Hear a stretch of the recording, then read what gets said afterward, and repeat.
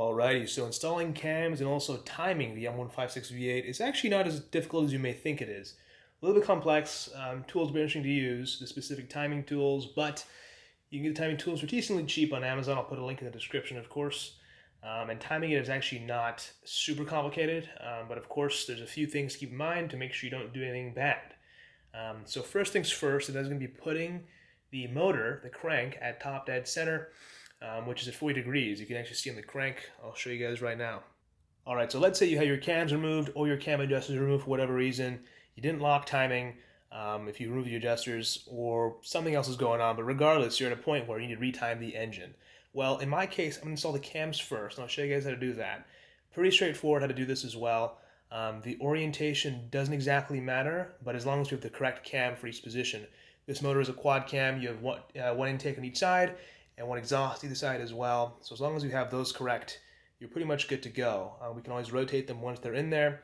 What's very important about this part is that while the torque spec for each bolt is actually not very high, only 10 Newton meters per bearing cap bolt. So I'll be installing the cams first and show you guys how to do that. It's pretty crucial to distribute the torque pretty evenly. It's a pretty low amount of torque per bolt, per cap bolt. But you can easily mess things up if you tighten one side too tightly first, which can actually snap the camshaft. You definitely want to do that. So distributing torque evenly is definitely key. I recommend putting the cams in a very neutral position. Pretty much whatever position requires the least amount of force to push down a lifter. It'll be pretty obvious once you have those going. But I'll show you guys how to do that real quick. But the gist of it is you kind of got to loosen them in there.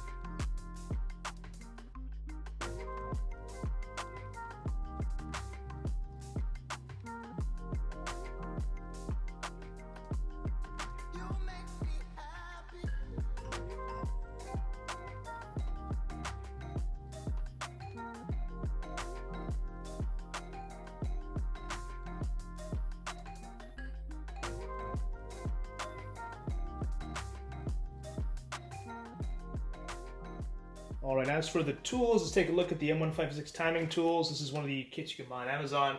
It's about $60, $70, but it gets the job done. So up here we have what actually locks the cams up front. Now I'll show you guys in a moment how this piece actually locks down the front of the cams, but the issue is this tool still lets you put them in upside down. So they can be upside down. You can still think, oh, I have cams locked in the right position, but it's actually not the right position. That's where this piece comes into play. So this little brace, this bracket back here, actually slides into the very back of the camshafts.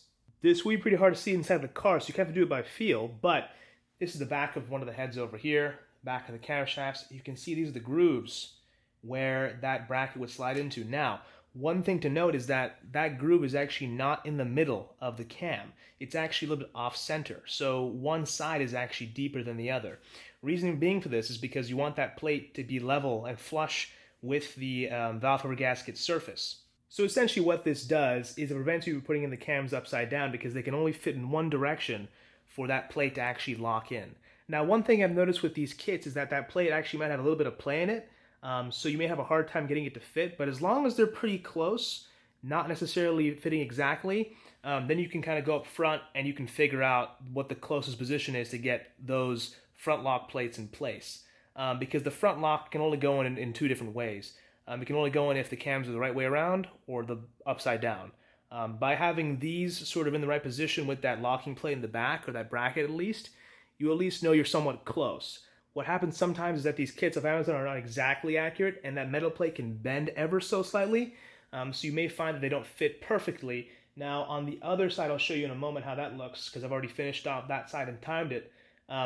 It actually fits in pretty well, but it did take some work to get it to fit.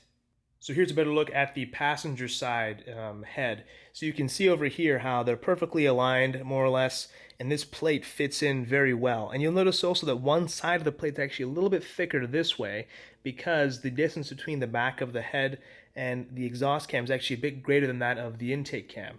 So you see this side's a little bit thicker. It's going to be the exact same on the other side. Now, you could technically finish this entire job with just one timing kit, but for the sake of paying even more close attention to detail and just making sure things are really dialed in, I actually bought 2 timing kits so I can leave one locked in on this side and we can do the other side while this is still locked. So we have this plate locked in back here, and then up front there's a whole lot going on. So we can see the front cam lock in place over here. Like I said, this will only go in if your cam's either right way up or completely upside down. So that back brace confirms that we're in the right position, we're right side up, both cams are, and this basically just locks it down. So this is the real lock over here. This is what's absolutely crucial for when you're going to be torquing down the cams with the cam adjusters. You certainly need this in place, and this plate up front, this is all solely for the cam adjusters. This basically just ensures they're in the right position to be torqued down. And by that, it has these little pins in here that basically keep things in check. Now, a quick little decode of what all this means.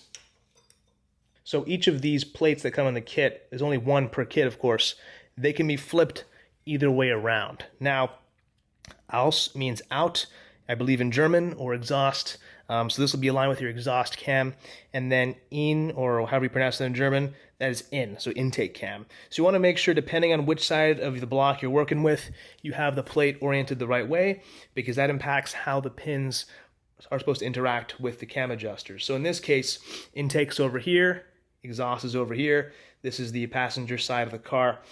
So you want the intake side over there and the exhaust on that side. What's also very important about this, shout out to Tazos for giving me all these details on his videos. Tazos is a legendary AMG engine builder from Dubai, or at least the UAE. Be sure to check him out as well. Invaluable content on the M156 and other engines. I digress. But you definitely want these pins, these sort of adjustment pins, dowels I suppose, to be in the head. Sometimes when you remove the timing covers, or at least the VVT, variable valve timing covers, part of the valve covers, when you remove those, sometimes it takes the dowels with them. The dowels are essential to line up these plates with the head correctly. So you can see little holes over here. They just have to kind of align like so.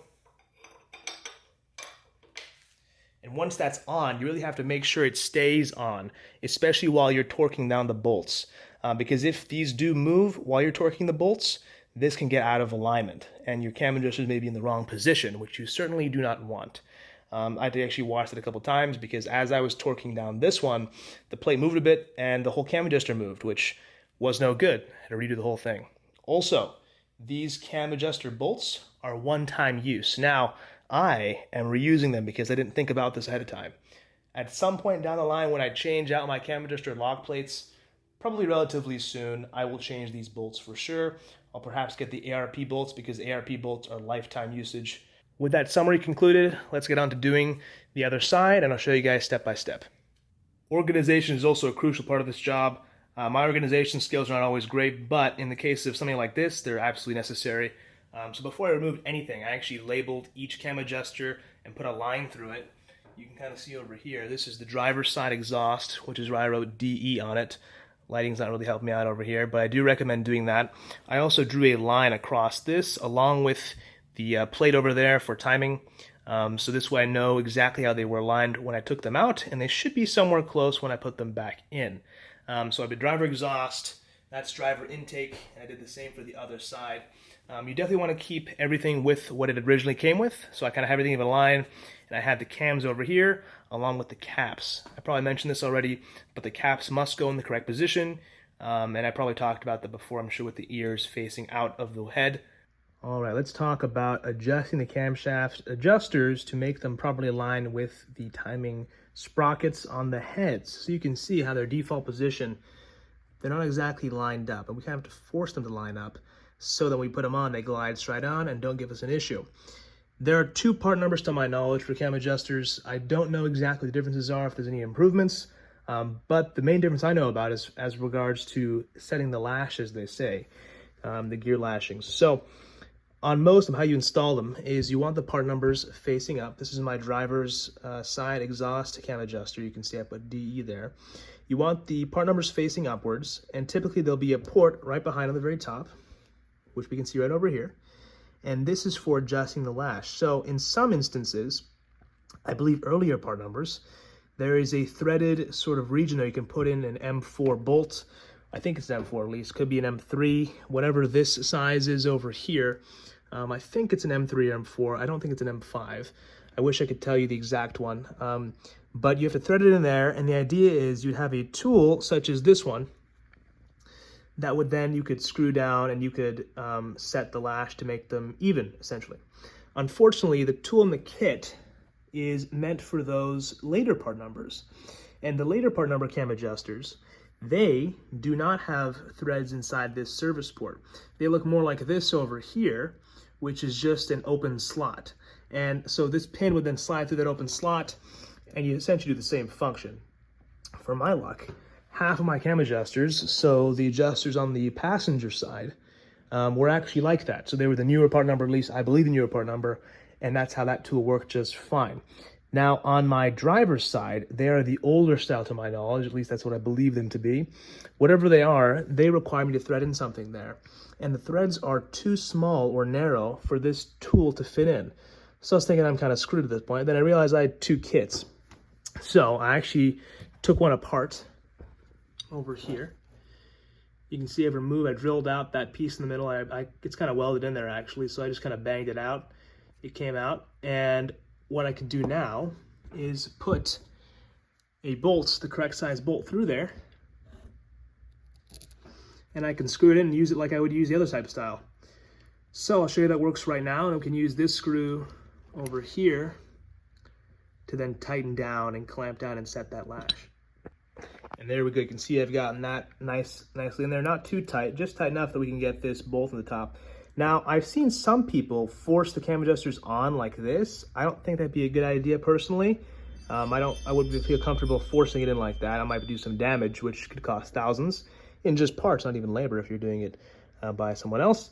But we can see now we're nicely lined up. I think I'm gonna do is I'm gonna try and move this a bit and kind of clock it over here.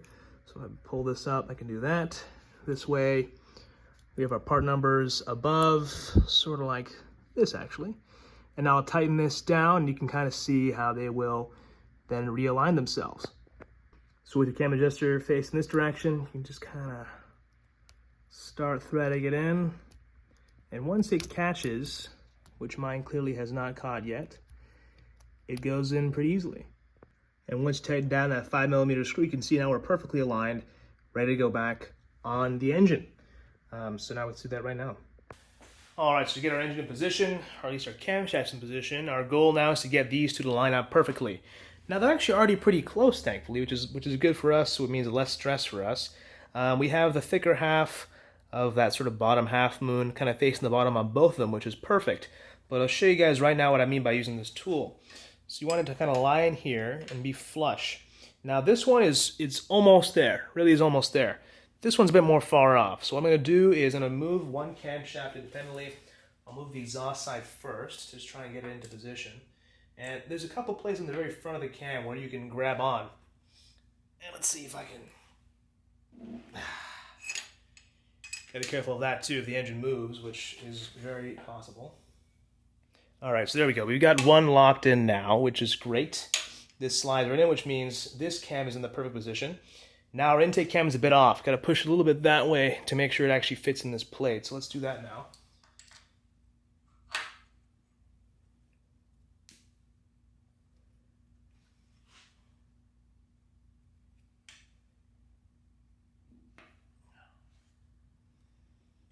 You know you want to. There we go. And there we go. Naturally, because of the tension, it kind of locks them in place. So that plate is now locked in. So now, if we look at the front, we can now see that these two pieces are perfectly aligned and ready for a camshaft lock tool to be put in place, which you can see over here.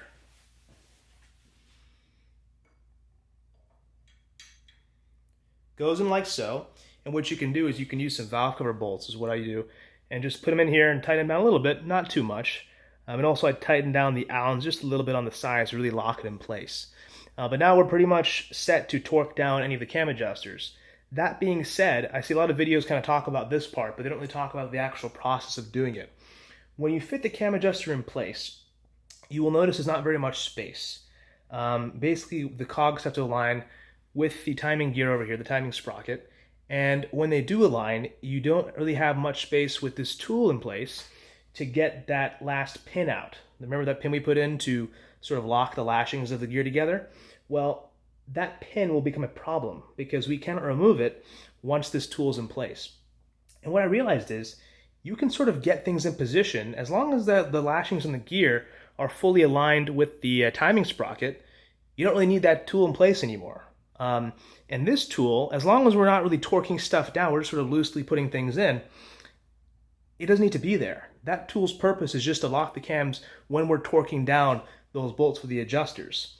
The plate at the very back of the camshafts is still holding them in place. As long as we don't put too much force on it, we're not going to bend or anything, so it's going to be fine if we just do that. So I'll show you guys what I mean right now. Let's put a couple valve cover screws in to lock this tool down. So what you'll notice now before we actually put this back on the engine is that there's a very clear issue, which is this is in the way because this will not actually fit with this here. But that's okay. We're not actually doing any torquing right now. So we can actually take this tool off for now before we actually need to torque down the cam adjusters. At least we still have this back plate kind of hold things together. So we can take this off, slide this on, start tightening just a little bit, remove this tool, and then we can go from there. All right, so now very slowly with part numbers facing up, we can get this nicely on there just like so.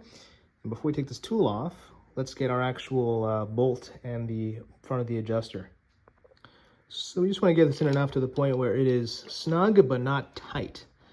We don't want it to be tight just yet because we need to be able to move this front plate around so that we can easily put down our front plate to make sure this is in the right location for the cam position sensors. The cam position sensors read these plates up front, and by using magnets they can tell the engine, the timing, and all that stuff. I'm sure it's more advanced than that, but that is my very dumb explanation of how it works. But you can see now, we're getting kind of snug, which is perfect. Before I remove these, I actually put some marks to where everything was, but clearly it's a bit different than what it was before, which makes sense because my engine was out of time when I had reinstalled the bed plate. I must have done something weird, but that's fine because we're retiming it all now. And that's just snug enough where we can still move this, but it's not too tight. But anyways, we can now remove our timing tool here simply just by undoing this and also that screw over there. We do not want to drop that, so I recommend putting a towel down first, and then we can remove both of those. And you'll notice it's actually going to go a little bit back to how it was before, which is fine because we're already aligned with that timing sprocket, so no big deal. You can actually already see over here, those are already a little bit out of line, which is completely normal. So let's take these off, and I'll be back after that's done. And just remember, a quick reminder here is that if you have the other style adjuster, the only difference is you would not have this bolt here. It would just be a pin that slides in. So a little bit easier, one less step. Regardless, pretty much the same thing.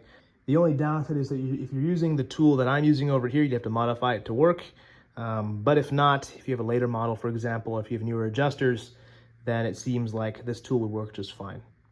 Now let's put our nice timing lock back in place. As you can see, things have not moved at all. We'll now lock this down with the two valve cover bolts.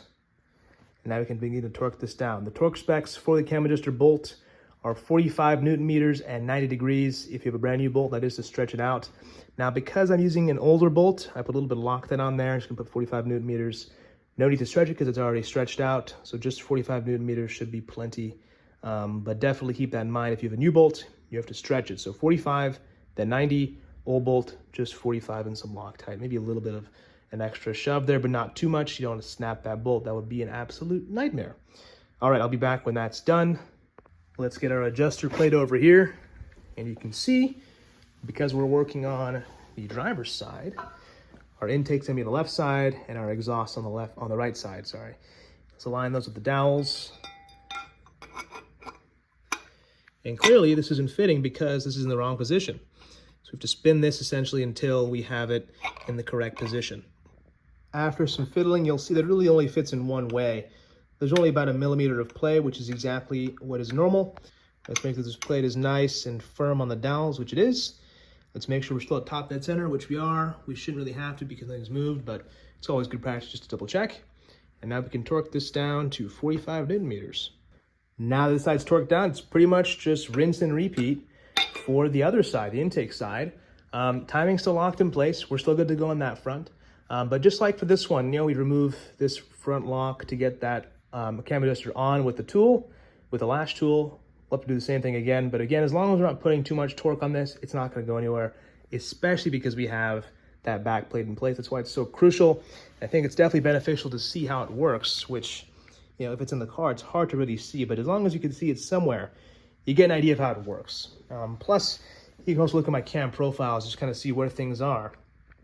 And if yours looks relatively similar and it's not quite fitting, you should be okay. I have heard that in some cases, some cars, it's really hard to fit those pieces in, but as long as you're somewhere close and you can fit that on top, you're pretty much golden. The issue arises if you're 180 degrees the wrong direction, which is kind of what I was saying earlier. Anyways, let me get this other side done, and we should be all good with a fully timed M156. Just got to put the car back together, the engine back together first, and then put it back in the car, which has been out of an engine for about a week. So let's see how much progress we can make. So in theory, still at 40 degrees, top dead center, everything's aligned, back plates, front plates, everything's torqued down. In theory, we do have a fully timed M156. Now, before we celebrate, let's take off all the timing equipment and let's try and spin it over and see how it goes. I do have spark plugs removed, so there should be no excess compression, and we should have a freely spinning engine. So let's take off the back plates first. Well, of course, we can take off these front plates because they're not really held on at all just by the dowels. We'll take those off first. We'll take off the back plate second. There may be a bit of stuff on there, so just be careful. And we'll take off the locking plates up front last. Good news, my friends. What looks like we were successful. The timing was a great success. The thing spins over great. I did a couple full cycles just to make sure. I'll do it again on camera to show you guys. Don't mind the wobble. It's on a weird stand right now, so it doesn't look very confidence-inspiring, but it's been great. As you can see, great success on that front. The timing is all good to go. And now, if you have your engine in the car, all you gotta do is put your valve covers and front covers for your VVT back on. You're good to go. I have some more work to do considering my ML63 lacks an engine. Anyways, I guess I'll see you guys soon. It's gonna be a long night, isn't it? Oh boy. Well, see you in the next one. Subscribe if you like M156 content like this. Also check out STA Industries if you like this 6.3 V8 hat, which is now available on the site along with other 6.3 V8 merch, along with other M156 stuff in general. Go ahead and check it out, sta-industries.com. All right, guys, see you in the next one.